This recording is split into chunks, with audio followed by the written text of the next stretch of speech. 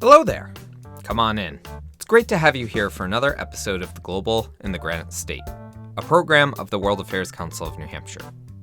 I am Tim Horgan, and I am the Executive Director of the Council, as well as your host and guide for this program. Welcome back to all our longtime listeners, and to anyone who is tuning in for the first time. We are glad that you are taking the time to engage in global conversations about important events. As for today's episode, we wanted to highlight another ongoing crisis that has fallen out of the headlines, yet is still impacting thousands of lives today and well into the future. With over 4,000 dead and more than 10,000 still missing, the impact of the flood in Derna will be felt for generations in the city of around 90 to 100,000 people. We will explore how this happened and what the impact on the survivors has been, as much of the city was destroyed.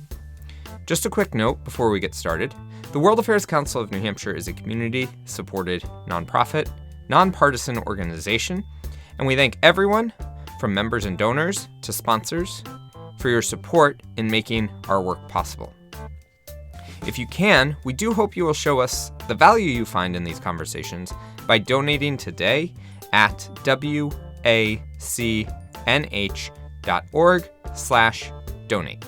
A special thank you to our longtime sponsor, McLean Middleton, for helping us continue our important global work. McLean Middleton is one of New England's premier full-service law firms with over 100 attorneys throughout offices in New Hampshire and Massachusetts. McLean Middleton's attorneys have been providing trusted legal services to businesses throughout the region for over 100 years. Learn more at mclean.com.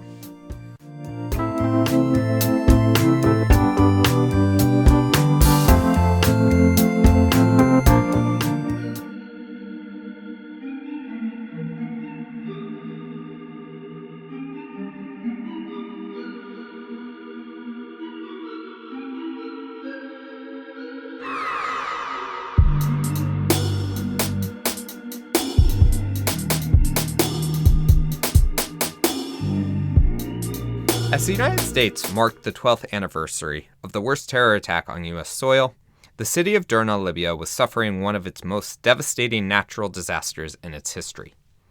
Hurricane Daniel spun up in the Mediterranean Sea, and officials throughout the region began tracking the potential storm path. It soon became clear that the seaside town of Derna was in this path, and the forces that control the eastern side of the country, where Derna is located, held emergency meetings to decide what to do. For those who are familiar, Libya has been engulfed in a civil war fueled by regional powers since the overthrow of former dictator Muammar Gaddafi in 2011. The capital, Tripoli, is controlled by the internationally recognized government in Libya, while the eastern side is actually controlled by a general, General Khalifa Haftar. He controlled everything there. Even the government that's there, they cannot do nothing. And the parliament as well. The parliament is supposed to be for the whole of Libya, but it's taken side because of that.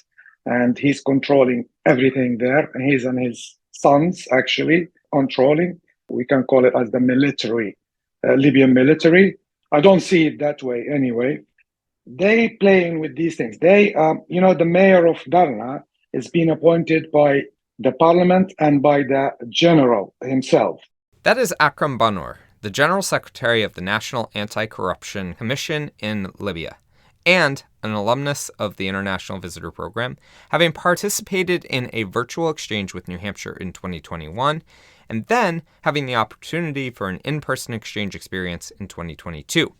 He spoke with us for this episode from his home in Tripoli, and has a close connection to the city of Derna. I'm not from Derna, but my mom's from Derna, and I have my cousins, uncles and cousins there, live there in Derna.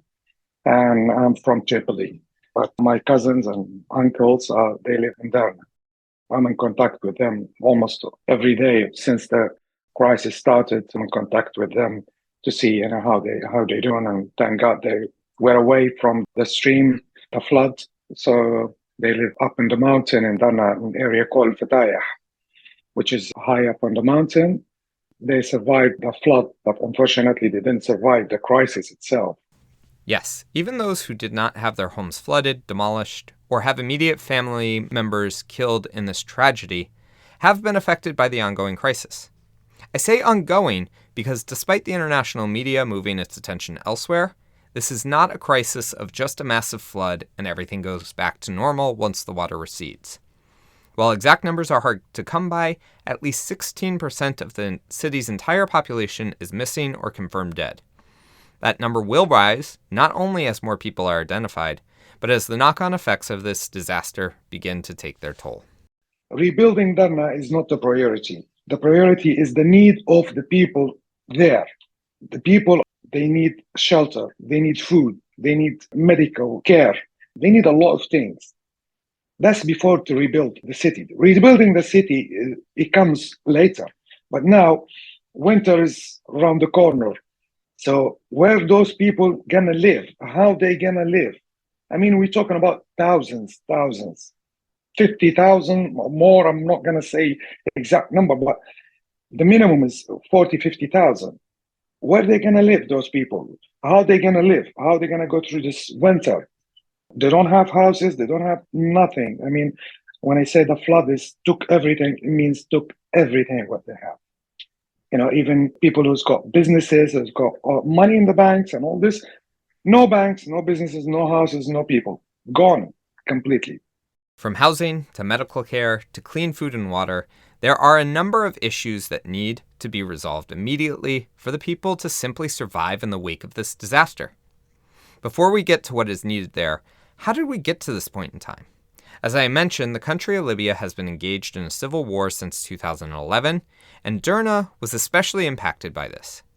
In 2012 and 13, the city came under the control of the Islamic State and placed under siege by General Haftar's forces. Since driving the militants out of the city, many have accused the government led by Haftar of neglecting the city in retaliation for the fighting that occurred there. In many ways, the infrastructure of the city was already in very poor condition, and the situation was ripe for disaster. However, being a seaside town on the coast of the Mediterranean, this is not some ramshackle little town. Derna is on the coast, on the east of Libya, on the coast. And it's like a mountain and a city. They have the city by the coast, at the bottom of the mountains. The city, they have the old town and the new built town. And I think it's about 150,000 people lives in there, around that number. Don't take it as exact number, but around that number. 150 to 200,000 people lives in there. And Derna is well known with the natural views there. We have the waterfall area, which is really beautiful. We have the area called Al-Khabta, which is where the fresh water mixed with the sea water, but it does not mix. You know, it's something, I mean, really nice.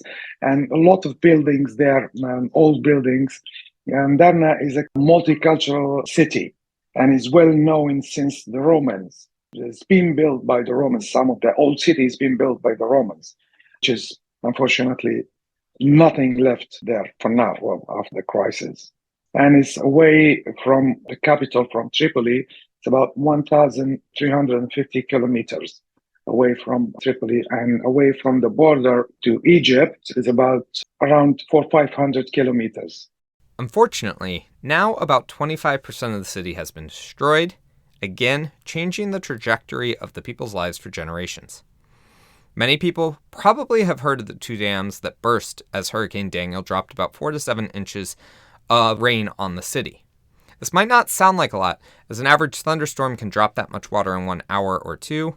However, there are a couple of things to note here. First, as Akram mentioned, Derna is located at the base of a mountain range in the middle of a long and narrow valley called a wadi. This riverbed is typically dry in the summer, and the city receives about half of an inch of rain throughout all of September. Gathering all the rain falling in the city and the surrounding mountains to funnel it down this dry riverbed is going to cause problems no matter what. However, as you probably heard, there were 2 dams situated on the river, which combined were designed to hold over 24 million cubic meters of water, if they were properly maintained. It is estimated that over 30 million cubic meters of water rushed through the city when the dams broke. This led to a 23-foot high wave of water, sweeping almost everything in its path out into the ocean. While I cannot say for sure how full the dams were before the storm hit it, satellite images do not show huge amounts of water in them a week before. This indicates the massive storm dropped enough water to burst both dams. Now, typically dams are designed to withstand major events. But, as the deputy mayor of Derna, Ahmed Madroud, pointed out, these dams have not seen any maintenance work since at least 2002. The main thing is we want to talk about it is before this crisis, the dam that was there, they have two dams there in Derna. They have the big one and the smaller one. The big one is quite far from Derna, and the smaller one is like at the beginning of Derna. The big one, they call it Bab Tobruk. That's where it is. That's the area where it calls. And the problem is for the two governments, both of them, they did not do anything regarding repairing and maintaining the dams before that happened, because it's been quite a few reports that saying the dams that need an urgent service and maintenance. But unfortunately, they even set a budget for that. Both governments, they set budget, and the budget's gone somewhere else. They set the budget specifically for Derna. Before this happened, the Hurricane Daniel, they set the budget for Derna, but unfortunately, that budget just disappeared, dissolved. There's nothing there, and they didn't do nothing to the dam. That mayor of Derna, he's the one who took the money before the flooding. He took the money to service and maintain the dams. And he's the one who spread the money between him and others. I don't know who's that exactly, but I'm sure it's clear who needed their share. So they split it between themselves and they didn't do nothing. And they are the first responsible person for this crisis. That doesn't mean that the other Western governments are doing good. No, they're doing the same thing. They're doing the same thing, but just they don't control that area, the eastern Libya. They don't control it, but they're doing the same thing. I mean, they need to move up. If it's a government, if you're a government, it should be a government for the whole country. It should be government looking after everyone, and not just one, place another. Now, both government, they're setting the budget, another budget to rebuild Derna, which is this budget. I'm sure is going to go same as what happened to the other ones. Going to go to their pockets. It is pretty clear that there were many reports over the past several years indicating the state of these dams, built in the early 1970s, did not meet the necessary standards and were in need of immediate repair. Interestingly enough, Libya is not the only place suffering from woefully insufficient maintenance of its dam infrastructure. With over 2,300 high-hazard potential dams identified in the U.S. alone, 56 of them found in New Hampshire as of last year. The state's chief dam safety engineer was quoted by the Associated Press as saying, "Folks would consider it disconcerting that a dam does not meet state criteria, but at the same time, it's related to ensuring these dams have the capacity to withstand inflows from extreme events. Folks shouldn't be concerned by an imminent threat because those extreme events are infrequent." That is all well and good, until it is not. Hopefully, safety officials will take a lesson from this disaster and dedicate the funds necessary to bring these structures up to code to avoid those in ever-increasing, once-in-a-generation storms. If you are looking for your takeaway from this discussion, it would be to make sure, no matter where you live, that your governments are prioritizing structural integrity of these important systems.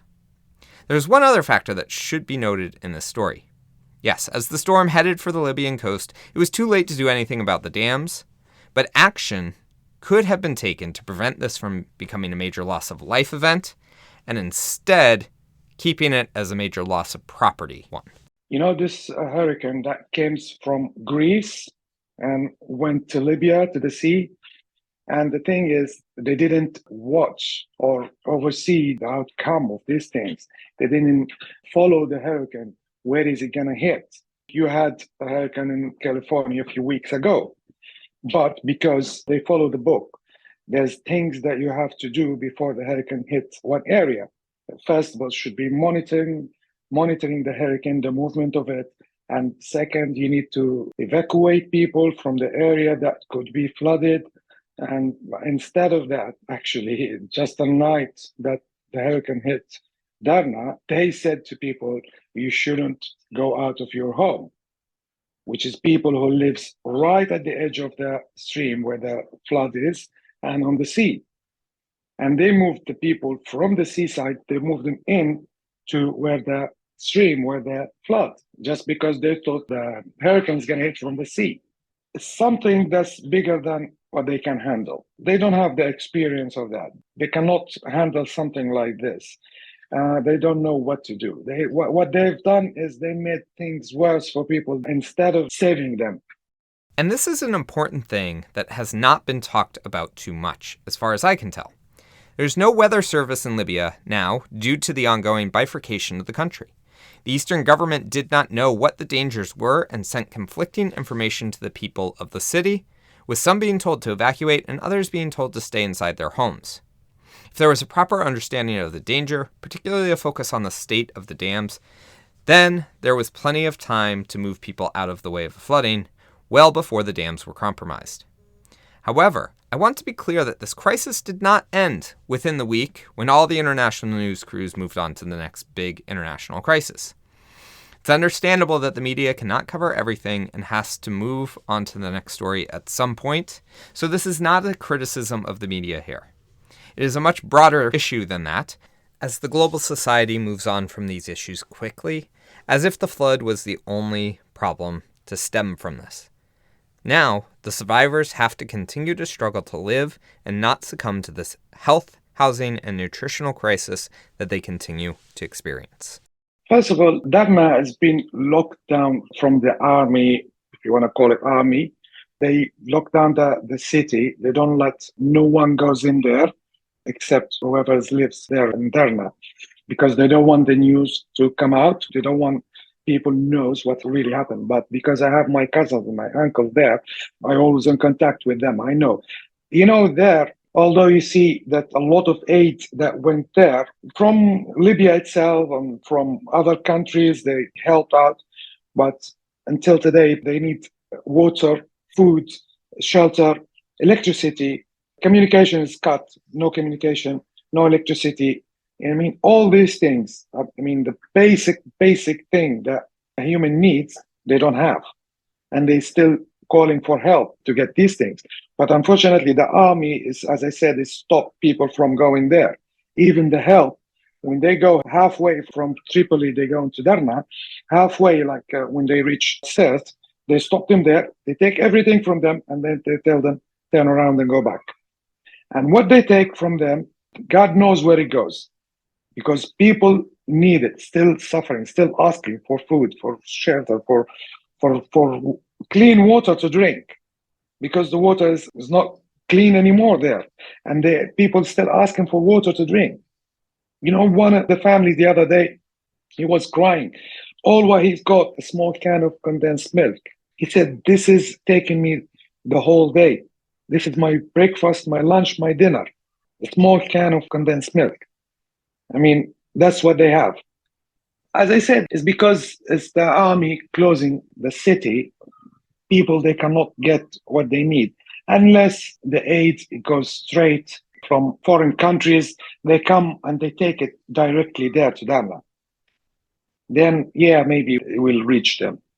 And as I said, the people, what really, really need now is shelter, water, and food, medicine as well.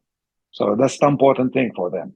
With all of these needs, it did seem that the international community rallied to the support of the people of Derna, sending aid teams, supplies, and other relief operations.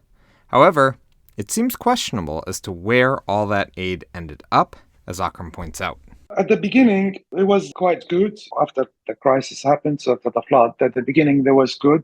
There were a lot of search teams specialized from so many different countries looking for bodies and all this. But the search team, their job is to search for bodies, not to help the others. And they send quite a lot of help came there at the beginning. As I said, the help, when it reached there, it goes in the wrong hands. It doesn't go where it's supposed to be. It doesn't reach the people that they need it. But the search team, they've done a really brilliant job. Everybody's appreciated. But they have, a time that 10 days, and then after that they left because they've done their jobs and really was really helpful. Even people, they were happy with that, and they appreciate what they've done. But on the other hand is the aid, which is helping people, whoever lives there.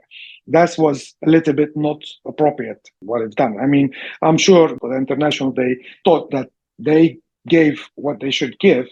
But the thing is, when they give it to the wrong hands, and then it disappears. You can imagine at this time, people have lost their families and their loved ones and their homes and their wealth and everything. And there's some people there taking the aid that comes there and they sell it to those people and they sell it for crazy prices. Again, it's nothing new that people with power in places with low accountability tend to take advantage of that power even in times of crisis. This is not a symptom inherent to any one country, and corruption takes place everywhere. The question becomes, how can we reduce the ability of corrupt leaders to profit, and how can we ensure aid gets to the right people in a timely manner? My call is for the international to get involved in this, to oversee the way how they spend this budget. Even the money that being given by the UN and by the American, by the other governments, they give it money as an aid, which is to help people now with their crisis. But that money, I'm 100% sure that is not gonna reach the right people. Even if it does, it's gonna be something really, really small. It's not gonna be what it's supposed to be for. My idea is we need a committee from abroad or international committee to manage or to oversee this money when it comes there, that to make sure that money it goes to the right people. But unfortunately, we cannot do it as a Libyan ourselves. For me, we tried to do this committee, but the corrupted people, they won't let you be in because they know that you're going to stop them from taking what they're planning to take. My call is to the international, to the UN, to the American, to the British, whoever can help with this in any way, to stop this to be, stalling, and to make sure that this money goes to whoever needs it exactly. But of course, in today's world, international cooperation has not come easily in resolving crises like this. With the country split between two competing factions, and those factions supported by people on completely opposite sides of the geopolitical spectrum, it could seem impossible for an international coalition to come together to ensure the proper administration of aid. The general in charge of Derna and the eastern region apparently only trusts the Red Cross and Red Crescent to deliver aid to the region. This leads to the question, if the people in control do not want to allow relief organizations in, how can this international coalition be built? Let me give you an example. For the UN now, the UN, they can form a committee, and because the UN, they deeply involved in Libya there. And Mr. Patili he's been there and he's trying to do a lot of things.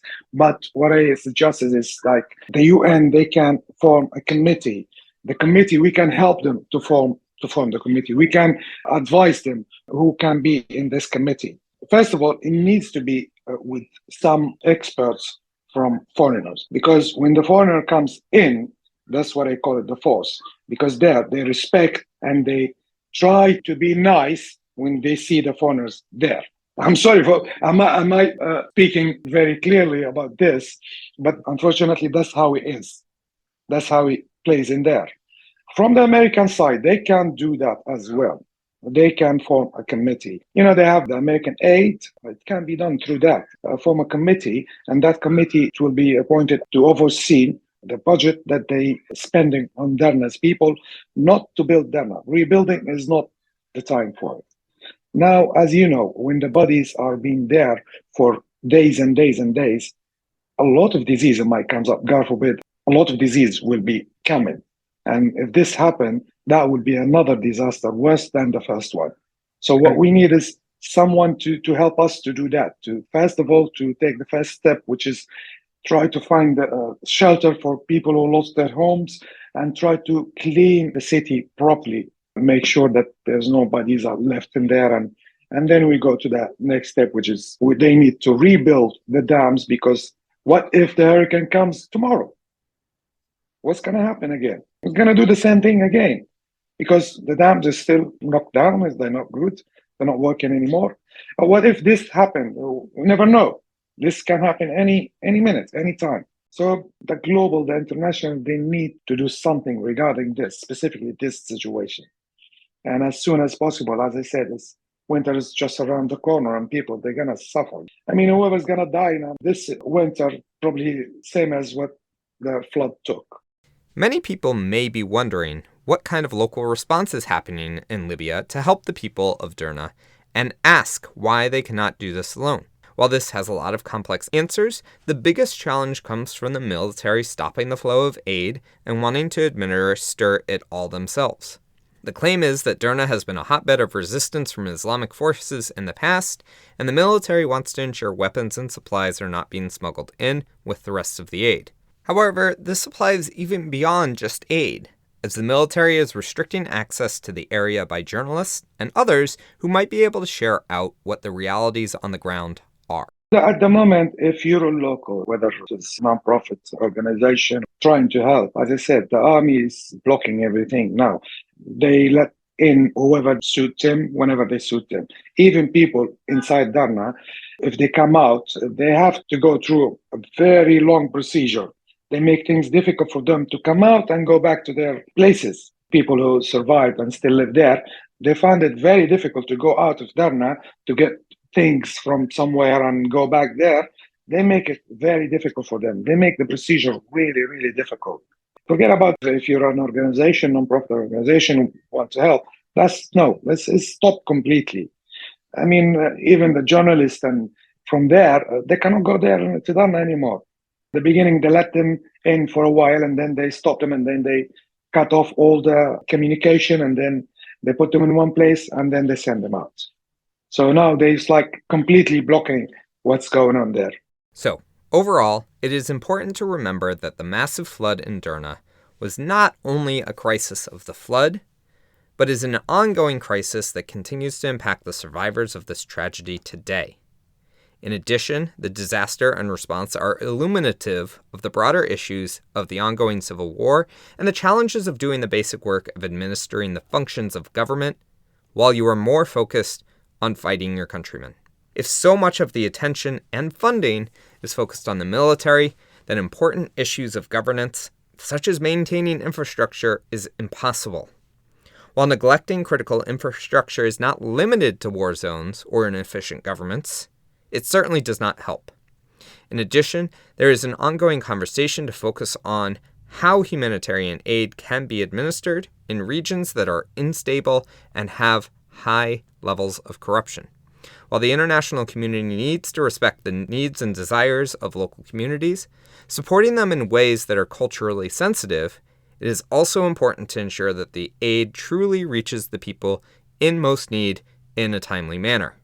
This can require going around local governments and building direct relationships with the people, however difficult that work can be. At the end of the day, people continue to suffer, and without an effective international response, survivors will turn into victims of this crisis. This is a big disaster. I feel sorry for what happened to all the people there, and I'm sure everyone feels the same, even if it's not from Libya. And I hope that there is help to come as soon as possible to help those people, at least to make them live as a human being in a proper place and with drinking proper water and foods. And thank you, Tim. Thank you very, very much for this interview and for your help. And thank Anis for me, please, because she's doing very good as well. And she's trying to help for her health and everything. And as I said, I hope that someone will step forward and do something soon as possible.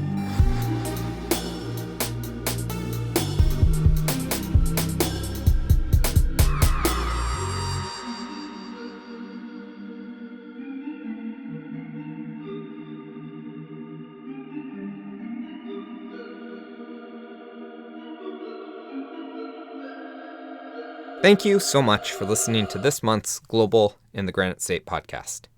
The first step to building a better world is building a more informed world. Your support of this and our other programs allow us to bring these important global conversations to our international community, centered in New Hampshire. We hope you continue to find these programs helpful in your understanding of the world, and that the lessons we learn from one crisis can help inform responses to ongoing and future crises. This has been The Global in the Granite State, a program of the World Affairs Council of New Hampshire. Tim Horgan is your host, audio engineer, producer, director, researcher, storyteller, and whatever nice other title you want to give him. As always, our theme music is Admin by A.A. Alto, and our interlude music is Strange Hip Hop Beat by Defect Machine. Again, thank you to all of our members, donors, supporters, and sponsors, especially McLean Middleton. We cannot thank you enough for making this work worthwhile. Looking forward to next month's conversation.